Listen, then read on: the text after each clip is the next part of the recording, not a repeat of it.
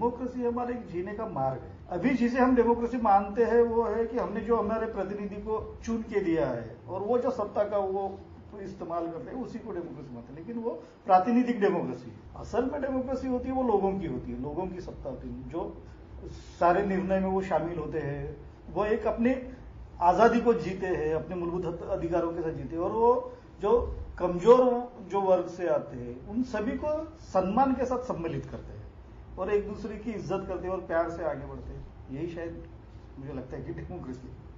मेरा नाम विजय देठे है और मैं पर्यावरण मित्र संस्था में काम करता हूँ और यह संस्था महाराष्ट्र के चंद्रपुर जिले में राजुरा तहसील में स्थित है।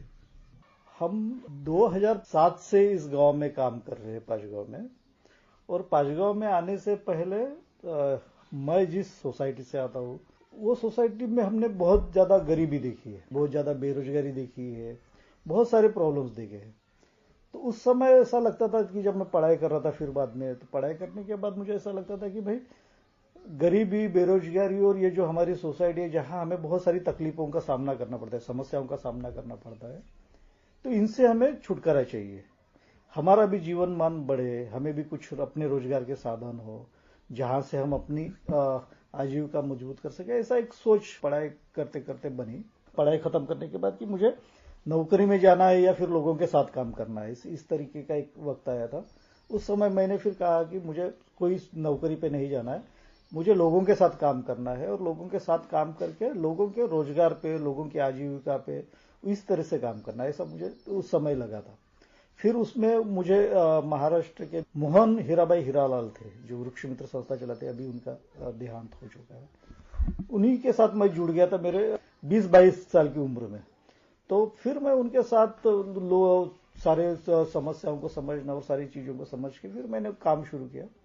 तो मेरा फोकस था कि मैं लोगों के साथ रोजगार पे काम करूं, उनके आजीविका को लेकर काम करूं। तो फिर हमारे यहाँ एक तो किसान है, फिर दूसरा भूमिहीन परिवार है। किसान है तो भी उनके पास खेती की जमीन बहुत कम है, तो एक फसल हो जाती थी, फिर उसके बाद कोई रोजगार के साधन नहीं होते थे, तो फिर बहुत दूर जगह काम के लिए जाना, जो मिलता है वो काम कर लेना, इस तरह से था। तो फिर मैंने 2007 से लेके फिर काम शुरू किया कि मैं रोजगार पे काम करूंगा। रोजगार में तब काम करने के लिए महाराष्ट्र में महाराष्ट्र रोजगार गारंटी एक्ट था, फिर सेंट्रल का नरेगा कानून था, उस कानून को इम्प्लीमेंट करना है। फिर जेएफएम था, जॉइंट फॉरेस्ट मैनेजमेंट, जहां लोगों को जंगल के आधार पे अपने रोजगार के अवसर तैयार हो, इस तरह से एक था उसमें।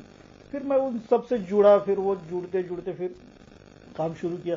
तो फिर 2007 से लेके हमने 2009 तक नरेगा के ऊपर बहुत काम किया। इस सारे परिसर में राजुरा तालुका में हमने बहुत काम किया। विरूर नाम का गांव है जहां मैं रहता हूं, मेरा जन्म गांव वही है।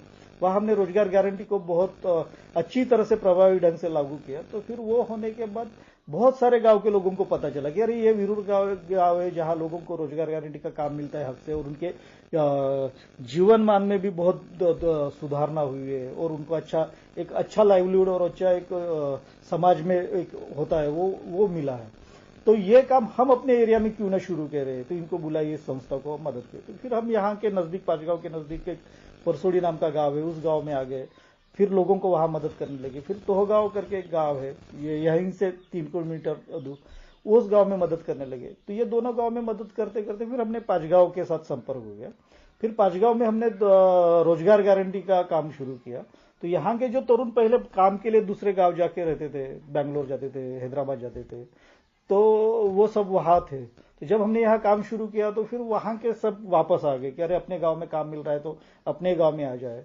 ऐसा करके वो वापस आ गए। फिर एक अच्छा रोजगार गारंटी का काम यहाँ शुरू हो गया। तो लोगों को भी एक विश्वास हो गया कि अगर कानून का हम सही तरह से अमल करते हैं तो हमारे जीवन में सुधार आ सकता है, और हाँ सही में कानून बने हैं तो उसका इम्प्लीमेंट भी अगर सही में होता है तो फिर ये कानून हमारे फायदे के लिए।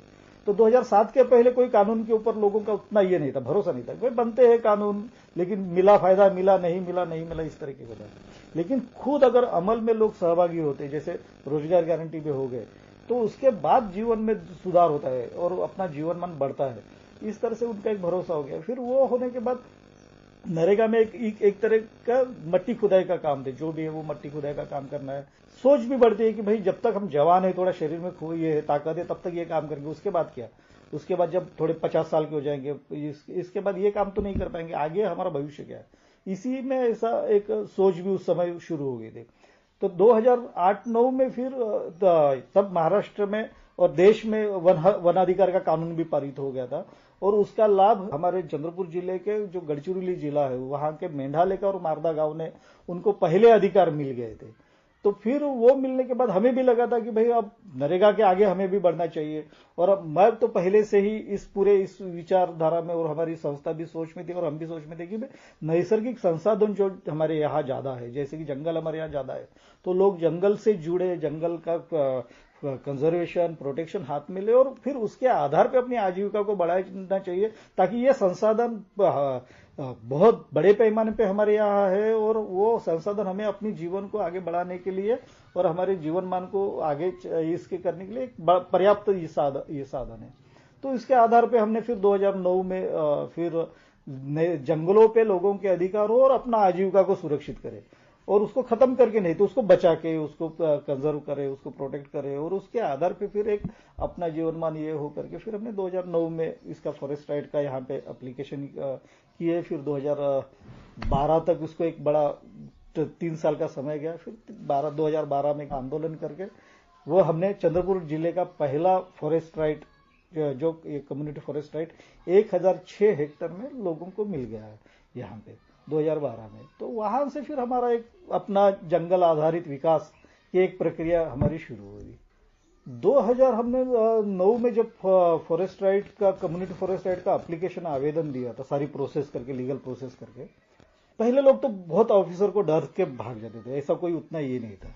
नरेगा के काम में शुरू करने के बाद वो कानून का इम्प्लीमेंट करने में वो डर हम धीरे धीरे निकालते गए।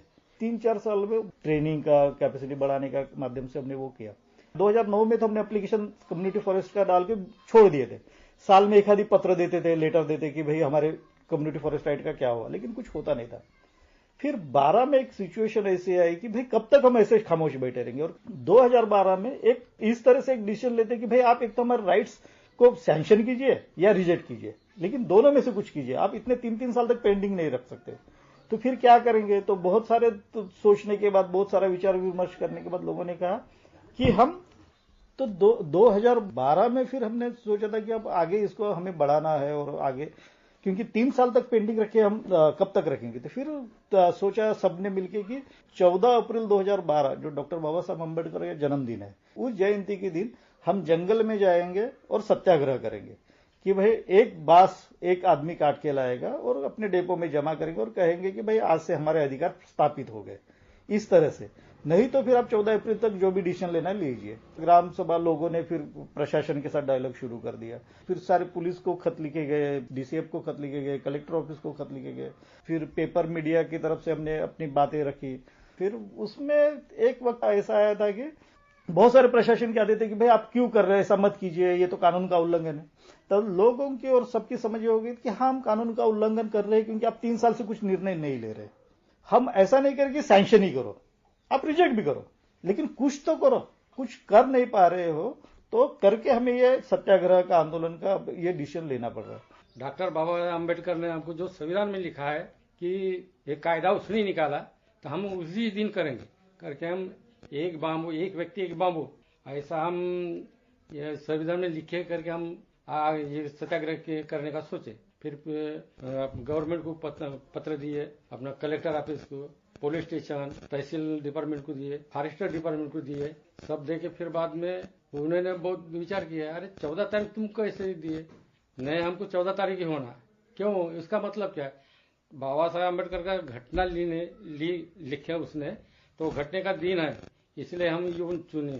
तो लोग कहते थे कि 14 अप्रैल डॉक्टर बाबा साहब अम्बेडकर साहब का जन्मदिन है और भारत के कॉन्स्टिट्यूशन के निर्माता है। हम ये बताना चाहते कि बाबा साहब आपने हमारे लिए, हमारे विकास के लिए सारी चीजें, संविधान और सब ये किए, लेकिन आपका प्रशासन वो सब लागू नहीं कर पाता और हमारे विकास में अड़थड़ा है। तो आपका जन्म और ये सारा मेहनत व्यर्थ जाते दिख रहा है, तो करके हम ये दिन को ये करेंगे। फिर बातचीत, वो सारी चीजें जानने के बाद उन्होंने 14 अप्रैल 2012 को सुबह 8 बजे कलेक्टर ऑफिस से फैक्स आया था तहसीलदार के माध्यम से, और उन्होंने कहा था कि आपके कम्युनिटी फॉरेस्ट राइट को हम मान्यता दे रहे हैं, तात्विक रूप से तो मान्यता दे दी है, इसको आप थोड़ा आंदोलन सत्याग्रह को टाल दीजिए और फिर आपके राइट्स हम आपको दे देंगे। और बाबा साहब के जन्मदिन के शुभ अवसर पे लोगों को कम्युनिटी फॉरेस्ट राइट का एक पहला जिले का एक ख्वाब और सपना, उसका एक अधिकृत लेटर हाथ में आ गया। तो एक इस तरह से अपने हक की लड़ाई और वो सब शुरू हुआ था उससे। जंगल हमें पहले से ही रोजगार देता था, जैसे कि हमें तेंदुपत्ता देता था, हमें बांस का देता था, हमें महुआ देता था, ये सारी चीजें देता था पहले से। धीरे धीरे लोगों को उस जंगल से तोड़ते चले गए, दूर करते चले गए। भाई अब ये आपको नहीं मिलेगा, आप जंगल में आओगे तो आप इलीगल आ रहे हो, इस तरह से किया था। दूसरी बात क्या था कि हमारे यहाँ एक तो भूमिहीन लोग हैं जिनके पास जमीन की साधन नहीं है, और जिनके पास कम जमीन है खेती की, उनको दूसरा अपने रोजगार का साधन क्या है? कुछ भी नहीं है। तो ये एक साधन था। अब ये वन अधिकार कानून हक से लाने का और उसके ऊपर सम्मान से जीने का एक अधिकार देता है। जब इसकी समझ लोगों में बढ़ी कि हाँ यार ये तो है एक जो हमारा पहले से था, अब लेकिन पहले हमको कोई कानूनी मान्यता नहीं थी, तो हम इलीगल चोर के हिसाब से जाते थे। ये कानून की वजह से वो चोर और इलीगल का धब्बा हमारे से निकल गया है। तो अब ये कानून अमल होता है तो हम अपने अधिकार सम्मान के साथ ले सकते हैं। इस तरीके का एक विचार इसमें बढ़ गया था। उस सारे प्रोसीजर की वजह से लोगों ने इस सीएफआर को ज्यादा मजबूती से अपनाया। पांचगांव का जो सीएफआर कम्युनिटी राइट्स जो सैंक्शन करना था, तो यही सोच लोगों ने बार बार दोहराई थी कि अगर लोगों को हम जंगल दे देंगे तो ये खत्म कर देंगे, डिस्ट्रॉय कर देंगे, क्योंकि इन्होंने तो खत्म किया है। यही एलिगेशंस था। अगर लोग खत्म करते थे तो फिर बचा जंगल कैसे अब तक? अभी जो दिख रहा है जंगल, वो किसने बचाया? ये तो इन्होंने बचा के रखा है। बड़े बड़े शहर जहां बने हैं उन्होंने तो अपना जंगल खत्म कर दिया। आज से कई साल पहले वहां जंगल थे, तो उन्होंने विकास के नाम पे अपना जंगल खत्म कर दिया। अब वो कह रहे कि ये जंगल खत्म कर देंगे जिन्होंने बचा के रखा है। तो ये जहां के लोग थे, जो ट्राइबल आदिवासी समुदाय और उनके साथ जुड़ा अन्य समुदाय, इन्होंने तो ये सब बचा के रखा है। तो अब जो बचा के रखा है वही कैसे खत्म करेगा? तो उसके पीछे लोगों का एक अपना बिजनेस का तर्क है और वो एक अलग मॉडल है। तो वो ये सेम तर्क इन्होंने पांचगांव के लोगों पर भी लग गया था कि आपको दे देंगे कम्युनिटी फॉरेस्ट राइट तो आप पूरा खत्म कर दोगे। और सारे सब उन्होंने कहा कि भाई हम जिससे हम आगे बढ़ने वाले, जिस पे हमारा उपजीविका है, हम उसी को कैसे खत्म करेंगे?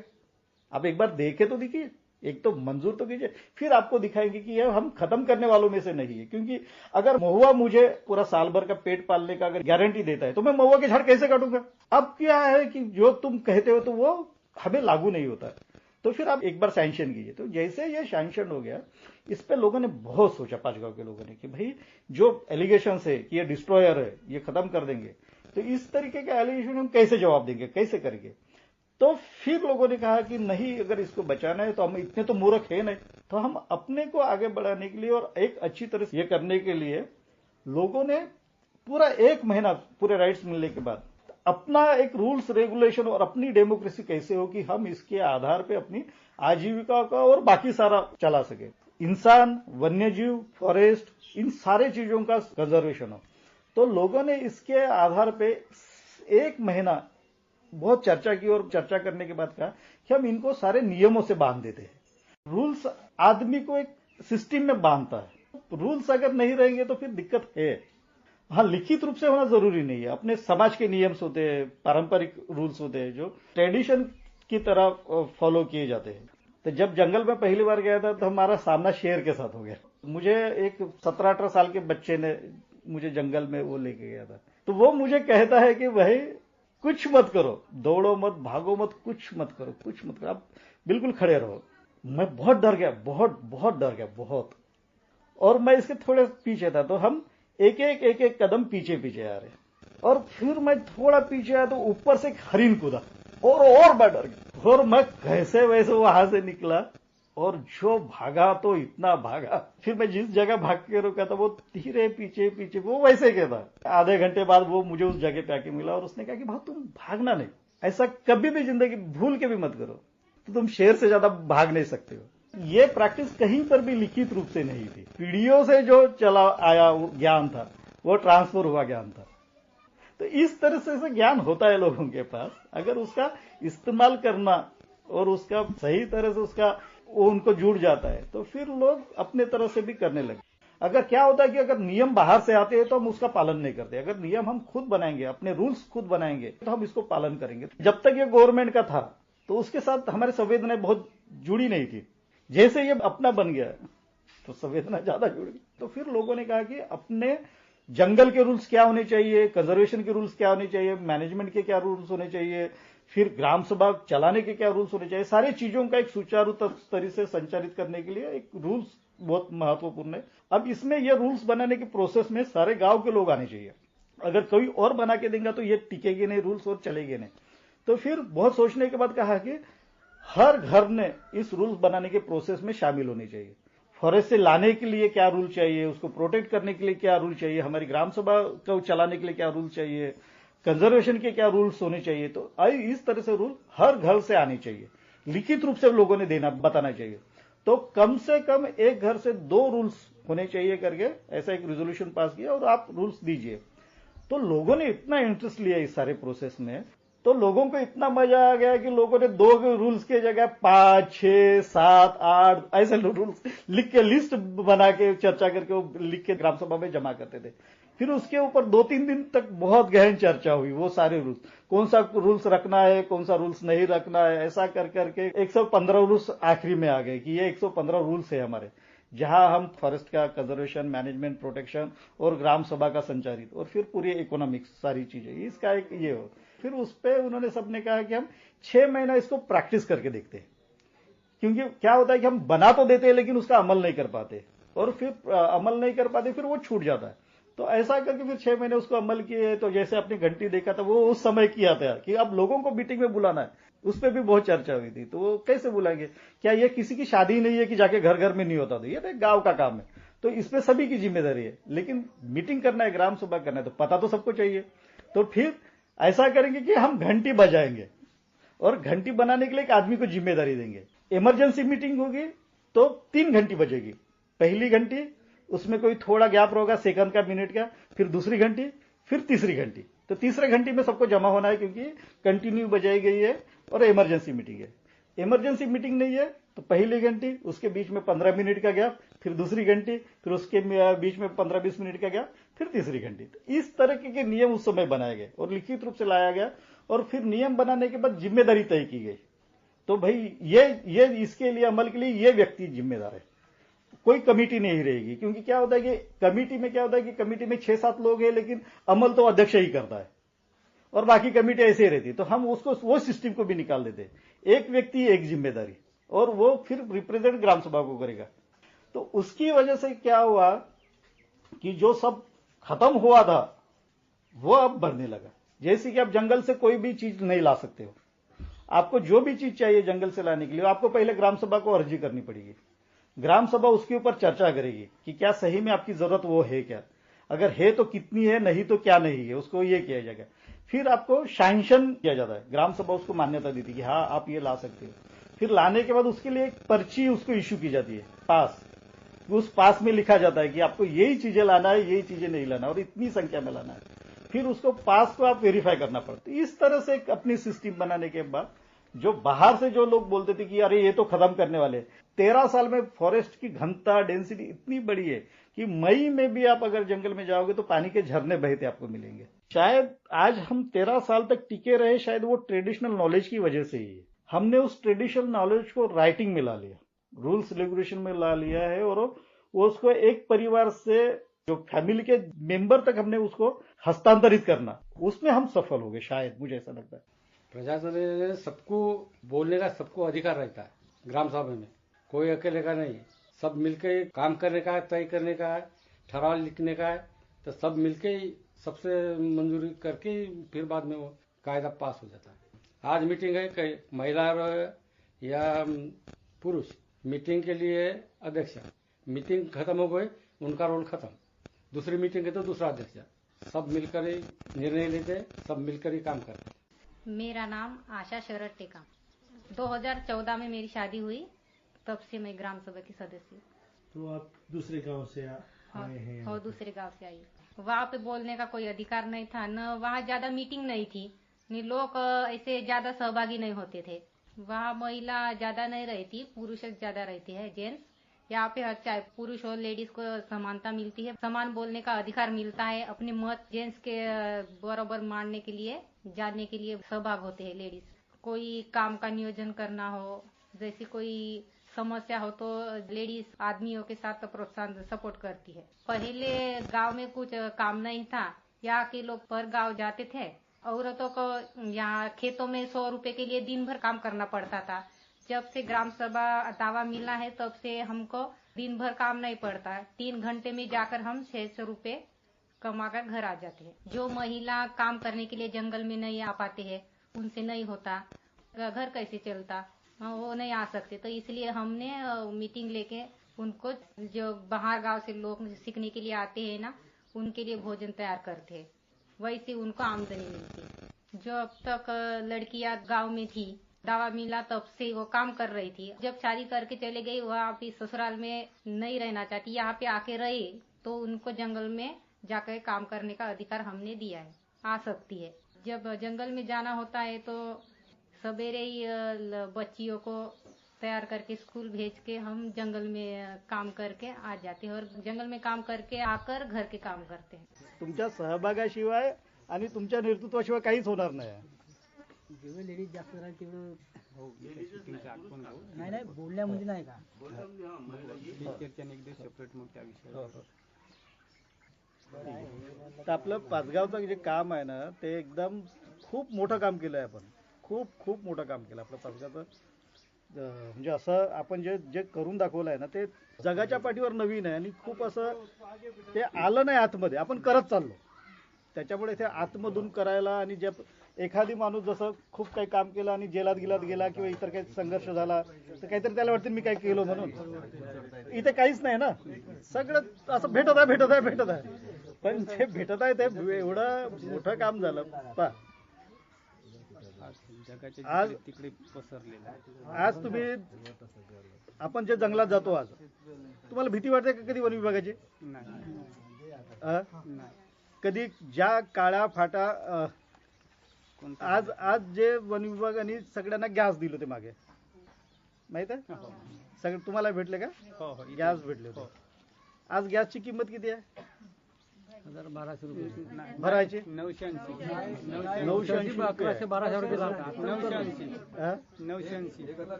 1020 द्यायला लागते, पण 980 रुपये आहे। आता 980 रुपये एक सामान्य बाई शेतीमध्ये जे निंदन करायला जाते, ती खरंच 980 रुपयाचा महिन्याचा गॅस सोडू शकते का 2 महिन्याचा? पहिले ज्या प्रकारे लोकांना गॅस भेटले फुकट होतं ते सगळे सोडवायचे। आता म्हणजे पाचगावचाच विचार न करा, आजूबाजूच्या गावाचा विचार करा, मग काय परिस्थिती आहे त्यांच्या गॅस सोडवण्याची? अडचण जाते।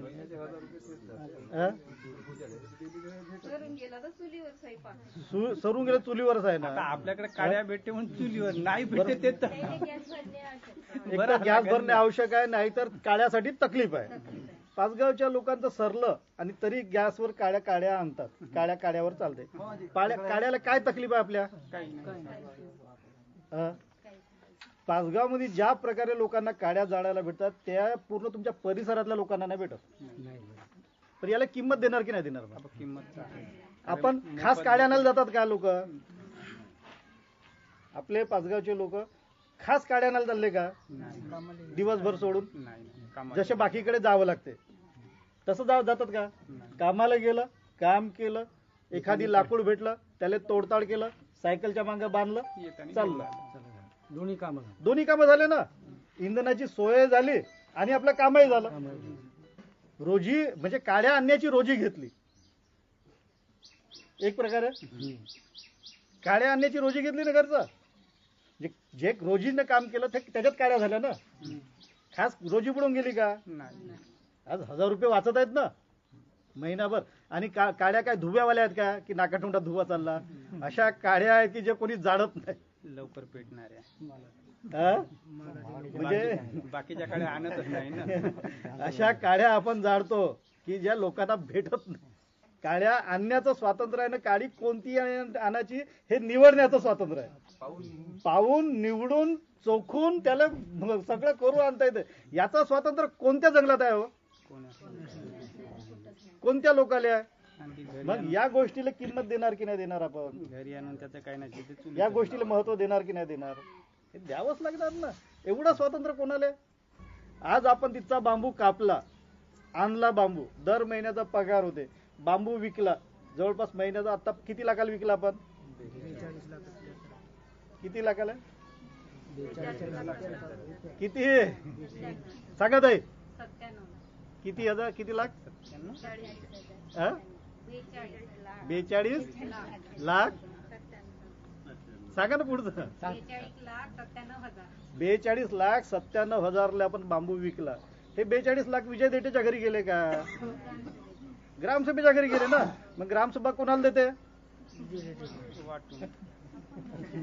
ग्रामसभा कोणाला देते पैसे? सदस्यालाच देते ना. त्याच्या कामकरांनी सदस्याला पैसे देते याची गॅरंटी ग्रामसभा घेत आहे ना. मग हे स्वातंत्र्य कोणाला भेटलं? हे पाचगाववाल्यांना भेटलं.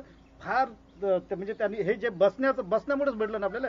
बसणं, अभ्यासाला आपण जे वेळ देतो, अभ्यास बसणं वेळ देतो, आपण आपला वेळ काढून हे सगळं करतो, त्याच्यामुळे मिळालेलं स्वातंत्र्य आहे ना. हे स्वातंत्र्य गमवू नका. या स्वातंत्र्याला टिकवून ठेवा. हे तुमचं स्वातंत्र्य आहे आणि या स्वातंत्र्यानेच आपण पुढे जाणार आहोत. पहले क्या होता कि आप नियम में एक प्रावधान था कि ग्राम सभा में ही निर्णय पारित किया जाएगा और उस ग्राम सभा में हर परिवार का एक महिला और एक पुरुष आना अनिवार्य है. अगर वो ग्राम सभा में हर महिला एक पुरुष नहीं आता है तो फिर आपको जो भी ग्राम सभा डिसीजन लेती है उसको मान्य करना पड़ेगा और दूसरा आप नहीं आए तो आपको कुछ फाइन भी देना पड़ेगा. इस तरीके का ये था. तो इसकी वजह से सारे लोग आ जाते थे. अब लोगों ने उसके ऊपर और इनोवेशन किया है कि एक परिवार के सिर्फ एक महिला और पुरुष को अब सिर्फ इनको ही शामिल नहीं करना है. 18 साल के ऊपर जो भी बच्ची, बच्चा, महिला, पुरुष जो भी है उन सारों को ग्राम सभा की मेंबरशिप लेनी पड़ेगी और वो कंपल्शन है आने में. ग्राम सभा में आपको आना पड़ेगा, आपको डिसीजन में शामिल होना पड़ेगा और फिर आप नहीं आते तो जो भी उसका ग्राम सभा का जो नियम है उसके तहत आपको ये करना पड़ेगा. हम बोलते हैं कि हमारा राइट से हम 18 साल के हो गए, एक मैच्योर्ड हो गया डिसीजन लेने के लिए, तो हम बाहर नहीं सब भाग सकते. अब हमें अंदर आना पड़ेगा. तो इन्होंने कंपल्शन कर दिया. तो ग्राम सभा में उन्होंने कोई अपना नेता नहीं चुना है. सबने कहा कि हम सब मिलके डिसीजन लेंगे, जो भी डिसीजन है वो सब मिलके लेंगे और फिर जो भी निर्णय लेना है उसके लिए उस समय के लिए एक अपना अध्यक्ष चुनेंगे. उसकी अध्यक्षता के नीचे एक मीटिंग होगी, जो भी ग्राम सभा होगी. फिर जैसे मीटिंग खत्म हुई थी कि अध्यक्ष का रोल भी खत्म हो जाएगा. तो हर बार नए अध्यक्ष, तो उसमें सभी को अधिक चांस मिलता है, महिला, पुरुष, यूथ सभी को चांस मिलता है क्योंकि आपको रोज जो भी होता है ग्राम सभा का मीटिंग उसमें आपको लीड करने का मौका मिलता है और ऐसे हफ्ते में 2 या 3 ग्राम सभा हो जाती है. तो ऐसे इस तरह से चलते रहता है. तो ये अब आज 13 साल हो गए, 13 साल से ये सारी प्रोसेस चल रही है. आमतौर पर हम देखते हैं कि 500 लोक संख्या आसानी से लोग इकट्ठा बैठ सकते हैं और अपने सारे निर्णय ले सकते हैं. अब जैसे बड़ा बन जाता है, जैसे अगर 1000 पॉपुलेशन हो गया और ज्यादा फैमिलीज हो गए तो फिर हमको वार्ड के हिसाब से जाना पड़ेगा. छोटे छोटे ग्रुप में एक वार्ड एक यूनियन, तो वहां के लोग वहीं पे चर्चा करेंगे और वो सराय करेंगे. तो अपने प्रतिनिधि के तौर पर कम्युनिकेशन करेंगे कि भाई हमारे वार्ड का हमने किया है, आपके वार्ड का आप कीजिए. इस तरह से भी कर सकते हैं और इस तरह से भी हम सब लोगों को उसमें शामिल कर सकते हैं. हाँ, सभी अगर आग्रह रहेगा कि सभी लोग इकट्ठा जाइए, 500 लोग भी इकट्ठा जाइए, 1000 लोग आगे, तो वो नहीं हो पाएगा. तो उसको हम वार्ड के हिसाब से, मोहल्ला के हिसाब से उसको आगे बढ़ाना पड़ेगा. मेरा पूरा नाम रुपेश सुनील आत्राम है. मैं ग्राम सभा पाचगांव का रहवासी हूँ. मैं जब स्कूल में था तब ये 2012 में चालू हुआ. मैं 8वीं 9वीं कक्षा में पढ़ रहा था तब. जब मेरा 12वीं वगैरह हो गया उसके बाद में फिर ग्राम सभा में आ गया. ग्राम सभा आने से पहले उस टाइम पे गांव में कोई काम नहीं थी, बाहर जाके काम करते थे. अदर स्टेट में जैसे कर्नाटका, तेलंगाना, आंध्र प्रदेश, यहाँ पे जाके काम करते थे. 2012 में जब हमको ये दावा मिला उसके बाद से फिर गांव से कोई काम के लिए बाहर नहीं जाता, सब गांव में ही काम करते हैं. तो ये चेंजेस हुए. मैं ग्राम सभा का वो डिपो का जो बांबू लेते हैं वो बिल बनाता हूँ. अभी मैंने वो जवाबदारी ली है. फिर मैं बांबू कटाई करने के लिए जाता हूँ. मतलब जो सभी करते हैं वही काम करता हूँ. ये जब ग्राम सभा आई उसके बाद में पैसा, फाइनेंशियल कंडीशन भी अच्छी हो गई लोगों की. पैसा वगैरह सबके पास है तो अभी तो अच्छे जगह पे पढ़ाते हैं. तो ये सब ग्राम सभा की वजह से ही हुआ. लोगों को एक साथ आना जरूरी होता है, सब जो कुछ भी करना है उसके लिए. तो हमारे गांव के लोग सब एक साथ आ गए उस टाइम पे और ये सब हो गया. ये दावा मिलने से पहले का वो जंगल था, वो जलता था. वो कोई भी आके जंगल में घुसता था, कुछ शिकार करते थे या कुछ काट के लेके जाते थे. जैसे इमारती लाकूड भी होता है, बांबू होते हैं, बांस होता है, तो वो सब कुछ काट के लेके जाते थे कोई भी आके. पर जब से ग्राम सभा हुई है तो अब कोई आता नहीं, जंगल में कोई घुसता नहीं है. जिनको भी आना होता है तो हमारी परमिशन लेके ही वो जंगल में जाते। तो डेमोक्रेसी मतलब ऐसी होनी चाहिए कि जहाँ पे हर लोगों को अपना अपना वो सम्मान मिले, चाहे गरीब हो अमीर हो, पर वो सम्मान मिले, वो सब कुछ मिले उनको, वो निर्णय लेने का सम्मान मिले, वो निर्णय ले सके। व्यक्तियों को और लोगों को ये बात समझ में आ गई कि अगर हम किसी एक को अगर सारे अपने अधिकार या सारी ताकत दे देते हैं तो फिर हम उसको मराठी में एक सद्विवेक बुद्धि कहते हैं कि उसके सद्विवेक बुद्धि पे निर्भर होता है फिर सारी चीजें। तो इसमें ऐसा सोचने के बाद ऐसा लगा कि हम किसी के सद्विवेक बुद्धि की और इस पे अब ये नहीं करेंगे, क्योंकि हो नहीं रहा है इतने साल का हमारा अनुभव। हम प्रैक्टिकल जाते हैं कि हम अपने बारे में निर्णय लेने के लिए कोई अपना प्रतिनिधि नहीं रखेंगे। जो भी निर्णय लेना है और जो भी काम करना है तो हम सब मिलकर निर्णय लेंगे, उसका अध्ययन करेंगे और उसके बाद जो भी निर्णय लेते हैं उसके ऊपर अमल भी हम सभी करेंगे। लाभ भी सभी का होगा और निर्णय भी सभी का होगा। कानून का अध्ययन करेंगे, बाकी सारी चीजों का अध्ययन करेंगे, समाज का अध्ययन करेंगे, डॉक्टर बाबा साहब अम्बेडकर की तरह कानून का अध्ययन करेंगे और महात्मा गांधी जी की तरह अहिंसा के मार्ग पे चलेंगे। इन दो मुद्दों को हमने जोड़ लिया। शुरू के दौर में इसको बड़े पैमाने पे यही हमारा मार्ग है और आज भी हमारा वही मार्ग है। मेरा नाम दिवाकर आलम है, पांचवा में रहता हूँ, ग्राम सभा पदगार का सदस्य हूँ। मतलब ये फॉर्मेशन दोनों 2009 में हुआ था, तो उसके मतलब मैं 2 साल के बाद में जुड़ा हूँ इस समय। बाकी जो आंदोलन थे, जो सत्याग्रह के ये सब स्वरूप थे, उस समय से जुड़ा हूँ 2011 से। पहले तो एक यूनियन बना था, रोजगार हमी का माध्यम था, 20-25 लोग ऐसे जुड़े थे। कि ये भी एक सोच आई उसमें, जो अपन जो नरेगा का काम करते थे, क्या भैया ये काम कब तक करेंगे, जब तक कि हमारे शरीर में खून है, ताकत है, जब तक करेंगे, उसके बाद में क्या करेंगे। तो यही बैठना, कहीं स्टडी करना, किताबें पढ़ना, वनक्का का जो किताब था, कायदा था, वो पढ़ना, अभ्यास करना, उससे फिर धीरे धीरे एक एक करके सब जुड़ गए। फिर भी लोगों को विश्वास नहीं था। क्या अतिक्रमण की अगर खेती है 5 एकड़ की, वही नहीं अभी तक की मिली है, प्रशासन नहीं दे रहा, फिर 1006 हेक्टर कैसे क्या मिलेगा। फिर भी जो युवा पीढ़ी थी, उन्होंने पीछे हार नहीं मानी। वो निवेदनों, पत्र व्यवहार, वो साथ में चलते रहे। गांव के बुजुर्ग लोग जिनको विश्वास नहीं था कायदे के ऊपर, फिर इससे महिलाओं का, इसका सबका मनोबल फिर धीरे धीरे बढ़ते गया कि अगर ये मेघालय का को मिल सकता तो हमको भी मिलना चाहिए। एक बहुत बड़ा ये मेघालय का जो उदाहरण था हमारे लिए। तो फिर सब धीरे धीरे जुड़ गए। फिर जब से ये ग्राम सभा चालू हुई है, बाम्बू का एक ऐसा है, यहाँ पे सबको समान अधिकार दिए है। यहाँ पे जैसा इस साल हमने 60 बाम्बू काटना है और 5 बंडल, अब 2 मीटर की आती है लकड़ी, 2 और 5 बंडल। तो इसका होता है दाम 600 रुपये। तो ये आपको दिन भर में काटना है। इसका रीजन ऐसा है कि किसी को कम ज़्यादा तनख्वाह नहीं आना चाहिए, सब बराबरी का हिस्सेदार होना चाहिए। नहीं तो कोई 1000 कमा लेगा, कोई 2000 कमा लेगा। फिर वहाँ से जो माल आता है डेपो पे, उसकी शॉर्टिंग, ग्रेडेशन सब होता है।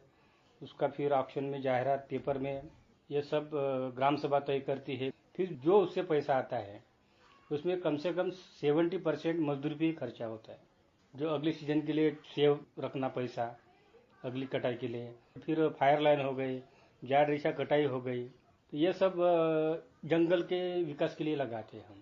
तो 70% तो मजदूरी भी खर्चे होते हैं। फिर उसमें अकाउंटेंट का खर्चा है, सीए का खर्चा है, ऑडिट खर्चा है, ऑफिशियल काम है, यह सब चीज़ों पे खर्चा होता है। विकास का मतलब बोले तो तुम्हारी सोच भी बदलनी चाहिए। उसमें तुम्हारा ध्येय, तुम्हारे उद्देश्य, वो तुम्हारे काम करने की पावर, लीडरशिप, ग्राम सभा के लिए मैं ये बात कर रहा हूँ, ये सब चीज़ें आना चाहिए। और इसमें सबका साथ हो, जब भी विकास होगा। अगर डेमोक्रेसी की बात हो रही तो सबको समान अधिकार मिलना चाहिए सबकी। जैसा ग्राम सभा होगी, ये भी एक सर्वोच्च सभा है अपनी स्थानिक लेवल की, जैसे लोकसभा, राज्यसभा, ग्राम सभा। और एक वो भी एक डेमोक्रेसी का भाग है। अगर यहाँ की अगर ग्राम सभा अगर कुछ निर्णय लेती है तो वो भी राज्य लेवल पे अमल होना चाहिए, जो अमल बजावनी स्थानिक लेवल पे होती है। अगर ग्राम सभा ऐसी खड़े होएगी हर गांव में तो जरूर हो सकता है।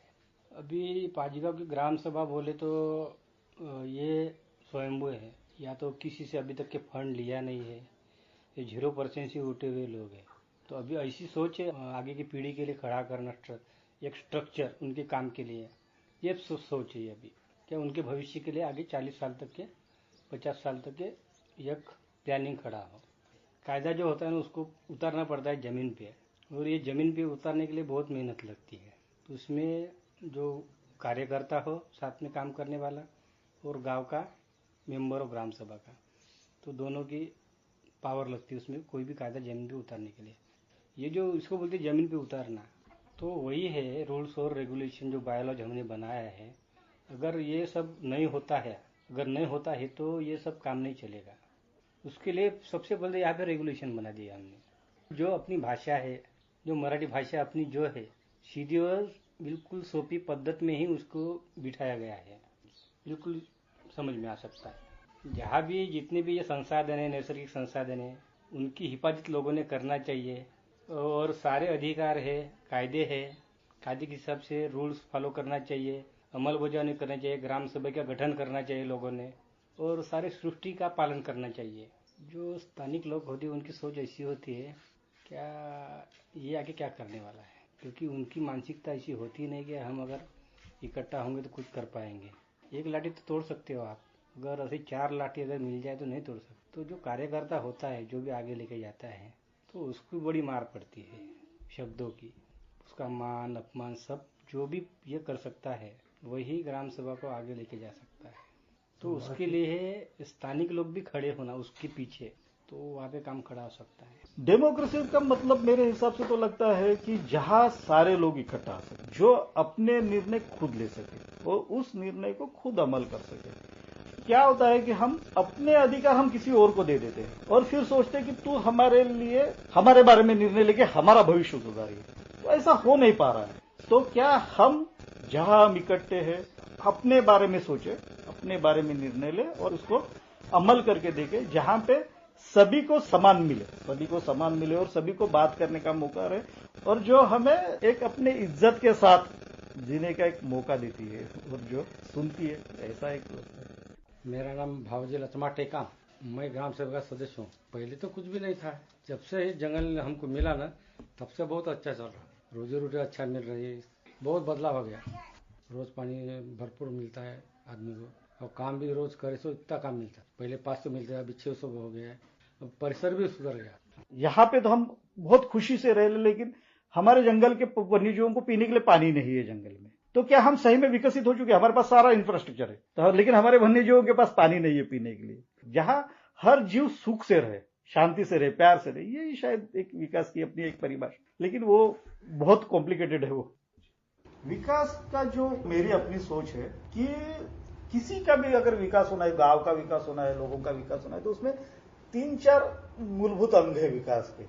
सबसे पहले जो देखा जाता है वो आर्थिक विकास कितना है लोगों का, और फिर ज्यादातर लोग देखते हैं दूसरा विकास मूलभूत सुविधाओं का विकास, रास्ते है, ब्रिजेस है, ये सारी चीजों को जो मूलभूत बेसिक सुविधा, इसको और फिर आर्थिक को देखते हैं, लेकिन वो सभी का होता नहीं है।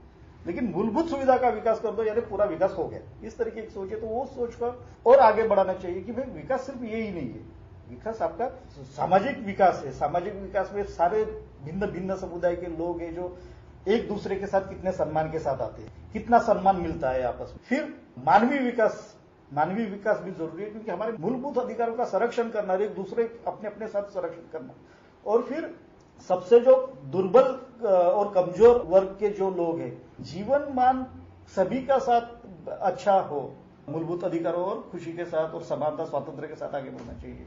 फिर पर्यावरणीय विकास की जरूरत है कि सारे जीव जंतु, सूक्ष्म जीव जंतु विकास। तो हमारी दिशा भी उसी तरह से, जैसे कि तथागत भगवान बुद्ध ने कहा था, भवतु सब्बम मंगलम, यही विकास की नींव उन्होंने रखी थी।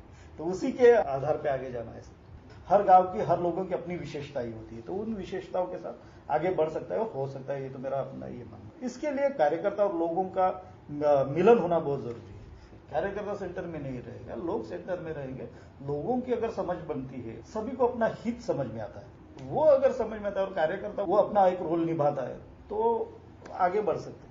पांचगांव ने तो दिखा दिया कि हम आगे बढ़ सकते हैं। पांचगांव है, मेंढाले का, इन गांवों ने दिखाया, अगर सभी को मौका मिलता है और सभी को सम्मान के साथ जीने का अगर ये मिलती है, तो लोग उसमें जुड़ जाते हैं। और ये जंगल, जमीन, आदिवासी समुदाय और उसके साथ रहने वाले समुदाय ने बचाया, पारंपरिक तरीके से बचाते आए और उनको बचाने का अपना अनुभव है और उनके साथ जीने का अपना एक अनुभव, उनकी संस्कृति उनके साथ जुड़ी है। क्या करना है क्या नहीं करना उनको पता है। लेकिन जब भी जैसे पहले आपने कहा था कि ये आपको नहीं पता, आपको नहीं समझता, आपको नहीं समझता, ये बार बार थोपे रहने की वजह से उनको तोड़ा गया है। नहीं तो उनके पास है, वो उन्हीं का है। तो अगर उन्हीं ने बचा के रखा है, इस सोच के साथ अगर आगे बढ़ते और मौका देते तो वो कर सकते हैं, अपना खुद का एक गवर्नेंस कर सकते हैं और उससे दोनों खुश रह सकते हैं। निसर्ग यानी अन्य वन्य जीव और जो भी है साथ में पृथ्वी के और घटक और इंसान दोनों साथ में अच्छी तरह से रह सकते हैं। ये तो पांचगांव का एक जो दिखता है हमें और लोगों ने वो साबित भी किया है। और जो कहते थे कि भाई आप सब खत्म कर दोगे, जो खत्म कर दोगे, तो आज के हम दावे के साथ तो अगर आप जो भी है इसके तो पांचगांव के जंगल आप देखोगे तो प्यार नहीं करोगे उसके। दूसरी बात, उन्होंने वन्य जीवों के लिए अलग से अपना एक अभयारण्य बनाया है, देवराई उसको हम कहते हैं। अब पहली बार जब उन्होंने बनाया था तो 34 हेक्टेयर का था। फिर जब सारे जीवों की संख्या बढ़ गई तो लोगों ने उसको और एक्सपांड किया, अब 45 हेक्टेयर पे हो गया वो।